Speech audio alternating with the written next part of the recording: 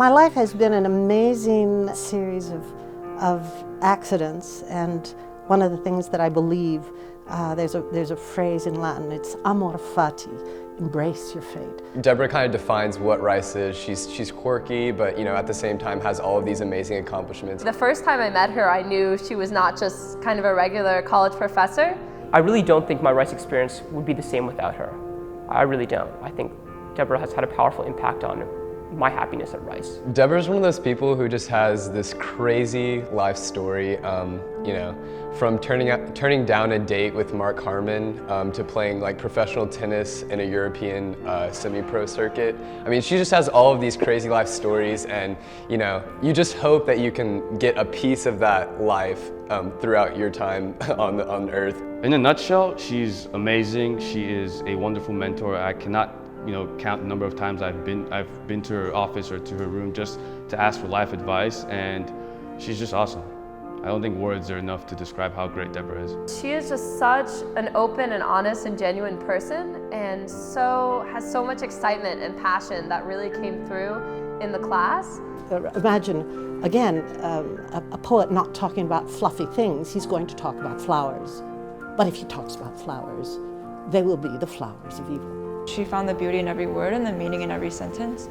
And I really related to that, and I could see where she was coming from. So I was really enthusiastic about participating and sharing my own ideas. I think of myself as a literary scholar, as someone who reads literature across national boundaries. Il y a des personnes qui immédiatement pensent que c'est une femme, looking for the ways in which fiction can come to life for my students and in my work, and the ways in which its study can open up new avenues of humanistic understanding. When she lectures, she always has a message, has deep messages in the lectures, but the message is always woven through a story. Yesterday was, and last night and today have been really hard for me.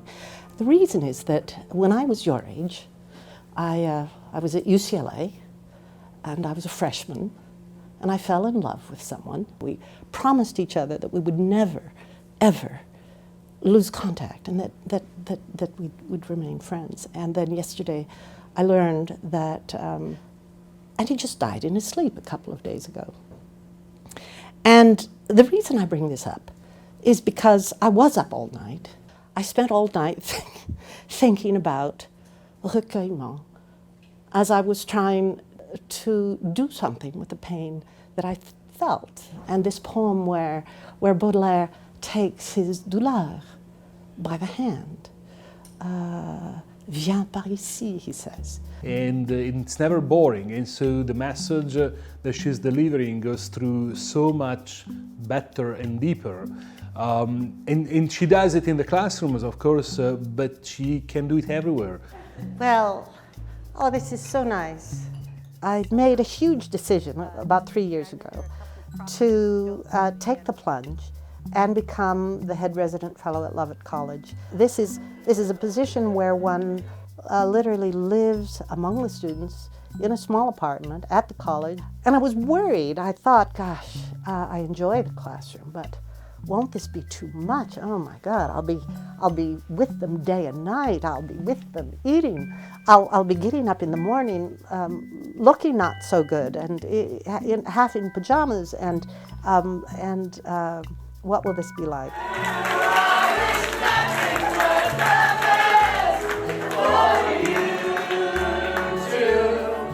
I found, and this was a place, my students call me Dr. Harter.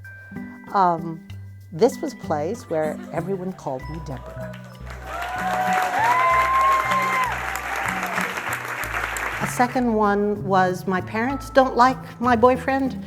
There is a group at Lovett College called the Lovett Ladies, and they began asking me to meet with them regularly to talk about questions about life and love and sex and everything else. And pretty soon the guys started coming, and what began as a very informal meeting with Lovett Ladies suddenly I found the students advertising to the rest of Lovett that I was going to be showing up on Friday in the PDR of Lovett and sharing what they now called life lessons with Deborah. One of the things that's really critical is to know that your parents love you so much. They love you so much that they want the best for you, and they want you to be with a person that they think would be good. And there is some wisdom in making some effort to experiment with what your parents would like you to do. But in the end, it is absolutely your life to live. Absolutely your life to live. And I can promise you this. I can promise you this as a parent, because I have a child, a daughter who's just a little older than you guys. And I can promise you this, that at the end of the day, your parents will be so thrilled one day when you're happy. And they will be so miserable if you are unhappy. And so it's your job to make sure that you do what's going to make you happy. I think having someone who's kind of in there, because you just get very confusing messages a lot of the time through the media, through even your parents, through your peers, and just to have someone there who's willing to be open about her own experience, to talk about her mistakes, to talk about what she's learned, and is clearly so passionate and interested in helping you, is just, I'm really grateful for it. And I think that's something really unique about Rice, is that your professors aren't just there for you in the classroom, they're also there to help you grow outside of it. Glad you were here. Yeah, I liked how here. you talked about the person who makes you feel beautiful and funny Oh, and smart. that's great. Oh, that's great.